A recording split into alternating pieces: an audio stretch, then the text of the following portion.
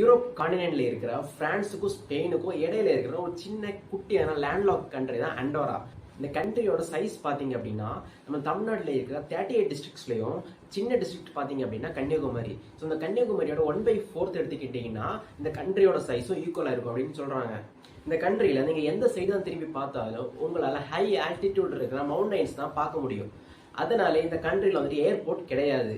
So நீங்கள் எந்த கண்ட்ரிலேருந்து இங்கே வரணும்னு நினச்சாலும் நீங்கள் ஏர் டிரான்ஸ்போர்ட் மூலியமாக ஃப்ரான்ஸ் இல்லைனா ஸ்பெயினுக்கு வந்துட்டு அங்கே இருந்து பெஸ்ட் டிரான்ஸ்போர்ட் மூலியமாக தான் இங்கே ரீச் ஆக முடியும். நெக்ஸ்ட் என்ன அப்படின்னா நம்ம இந்தியாவில் இருக்கிற பீப்புளோட ஆவரேஜான லைஃப் எக்ஸ்பெக்டன்சி பார்த்தீங்க அப்படின்னா 70 இயர்ஸ். பட் அதுவே அண்டோரா அந்த கண்ட்ரியை பார்த்தோம் அப்படின்னா அவங்களோட லைஃப் எக்ஸ்பெக்டன்சி 2023 படி 80 இயர்ஸ் சொல்கிறாங்க. ஸோ அது என்ன ரீசன் அப்படின்னு பார்த்தீங்க அப்படின்னா அண்டோரா கண்ட்ரியில் வந்துட்டு ஹை ஆல்டிடியூடில் அவங்க வாழ்கிறதுனால அவங்களோட லைஃப் எக்ஸ்பெக்டன்சி அதிகமாக இருக்குது அப்படின்னு சொல்கிறாங்க. நம்ம இந்தியாவுக்கும் அண்டோராவுக்குமான டிப்ளமேட்டிக் ரிலேஷன்ஸ் வந்துட்டு 1994 அதாவது பிவி நரசிம்ம ராவ் வந்துட்டு பிரைம் மினிஸ்டர் இருந்த டைமில் வந்துட்டு ஸ்டார்ட் பண்ணாங்க.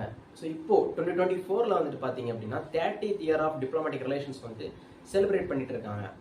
ட்ரேட் வைஸ் பார்த்தீங்க அப்படின்னா இந்தியா வந்துட்டு அண்டோராவுக்கு textiles, leather, footwear, iron, steel, அப்புறம் ப்ரீஷியஸ் ஸ்டோன்ஸ் எல்லாம் வந்துட்டு எக்ஸ்போர்ட் பண்ணிட்டு இருந்தாங்க.